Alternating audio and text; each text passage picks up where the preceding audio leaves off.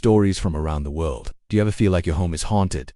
Or perhaps you are the ghost? Today, let's explore some scary stories about homes. First, we must travel to Morocco to hear the terrifying tale of the forbidden house. My name is Anas. I'm Moroccan, but I live in America. I work in digital design and animation, and I've built a life for myself far from my homeland. Last summer, I decided to go back to Morocco to visit my family after nearly 6 years of absence. But what was meant to be a warm reunion turned into the darkest experience of my life. It all began one quiet afternoon. My cousins and I were gathered in the village square, sipping mint tea and laughing like the old days. Suddenly, one of them pointed at an abandoned house near the forest. "Do you remember that place?" he asked. I looked at the house, crumbling walls, shattered windows, and an overwhelming sense of silence. "Is that the house of Bouchaib, the wizard?"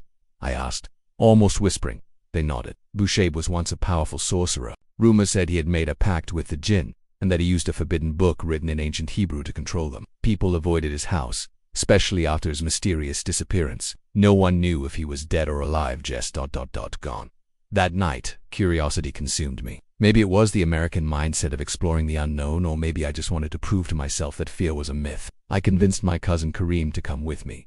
We waited until midnight. Armed with flashlights and a camera, we crossed the dried-up path to the house. The door was already open. A foul smell hit us instantly, like rotting flesh and burnt hair. The air was thick. My skin crawled. Inside, the house was frozen in time. Dust everywhere. Old papers scattered. Strange symbols on the walls. Animal bones. And then, we found it, a small wooden chest in the corner of what looked like Bouchaib's ritual room. I opened it, and there it was. A thick, black book. Its cover was stitched from what looked like human skin, with Hebrew writing burned into it. The moment I touched it, a cold whisper blew across the room. Kareem shouted, "Let's get out of here, bro. This is bad." But I couldn't stop. I wanted to see what was inside. The pages were filled with rituals, sigils, and invocations. Some pages were stained with what looked like blood. That's when everything changed.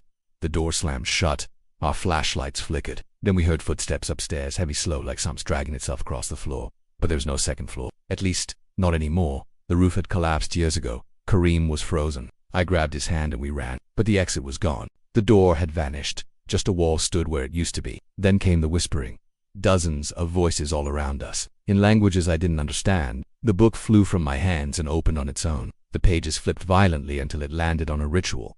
The title was, "To Open the Gate." We heard laughing, a deep, inhuman laugh. Kareem screamed and fell to the ground. His eyes rolled back. Something was choking him, but nothing was there. I reached for him, yelling his name, when a shadow rose from the center of the room. Tall, twisted. Its face was a void. I did the only thing I could. I took the book and started tearing the pages apart. With each ripped page, the room screamed. Walls bled. The floor cracked. And just as I burned the final piece in a nearby candle, everything stopped. Silence. We found ourselves outside the house. Just like that. No door, no light, no sound. Kareem didn't speak for 2 days. When he did, he simply said, "We shouldn't have gone there." And he was right. I tried to tell my family. They didn't believe me. They said I was tired, stressed, that I'd imagined it. But I know what I saw. That house, it's still there. The book was real. And sometimes, late at night, I hear the same whisper in my dreams. You open the gate. Next, we must travel to the United States to hear the harrowing account of a dark presence. If you love this story so far, please give it a thumbs up. It really helps me out. When I was younger, about 14 years old, my parents bought a large Victorian house. It needed a lot of work, and my father, being a contractor, was more than happy to restore it to its former glory. Being young and curious, I would run through the house looking for adventure. One day I discovered a closet under the stairs with a keyhole. Curiosity piqued. I searched for a key. After a while I found one, and to my surprise, it fit. I opened the closet door to find a long, narrow space with a single bare bulb dangling from the ceiling. There was a heavy wooden door at the end of the closet. As I walked through the narrow space, I noticed scratches along the walls, as if someone had been clawing their way out.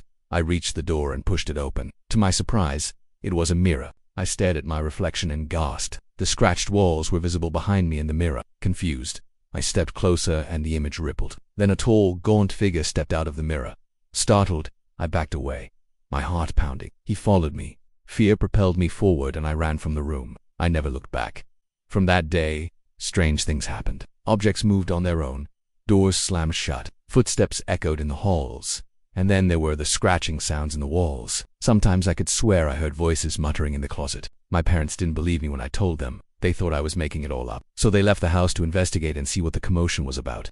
However, When they entered the closet, everything was silent. Years passed and the house remained a mystery. Eventually we sold it and moved away. But the memories lingered. Now, years later, I hear scratching sounds in my own home. I turn around to see nothing there. I can't help but wonder if the spirit has followed me. I can't shake off the feeling that I'm not alone. And finally today, we must head to Canada to hear the eerie tale of a house in Niagara. This is a true story about a house in Niagara, Ontario. It was 2013 and I was living in a small town just outside of Niagara Falls, working as a personal support worker. One of my clients was an elderly woman who lived in a large house by herself. She was very private and we barely spoke except to discuss logistics. Her husband had died years prior and her children had moved out of the area, so she lived alone. I went to her house every other weekend to do housework and grocery shopping for her. Her family would also contact me from time to check in. She often canceled her scheduled visits, leaving me wondering why. On one particular Saturday morning, I received a call from her daughter asking me to come over right away. I arrived at the house and immediately noticed how dark it was. The curtains were drawn and the blinds were closed.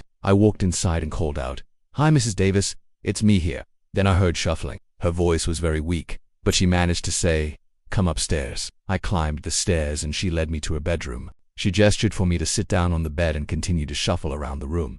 I asked her if she was all right. She replied, "I don't know. I haven't slept properly in days. I keep hearing footsteps outside my door. I think someone is trying to break in." I reassured her that it was probably just her imagination. Then she looked at me with wide eyes and whispered, "It wasn't always like this. You're the first person to come here since John died. You've awakened something." She fell silent, staring blankly ahead. I thought she had fallen asleep, but suddenly she jolted upright and yelled, "Get out! Get out of my house, you evil witch!"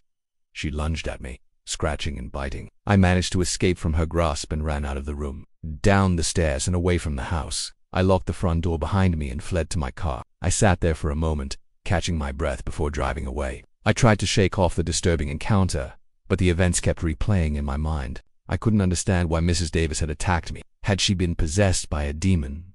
Was her house haunted? Days went by and I heard nothing from her daughter. Then one evening I got a call.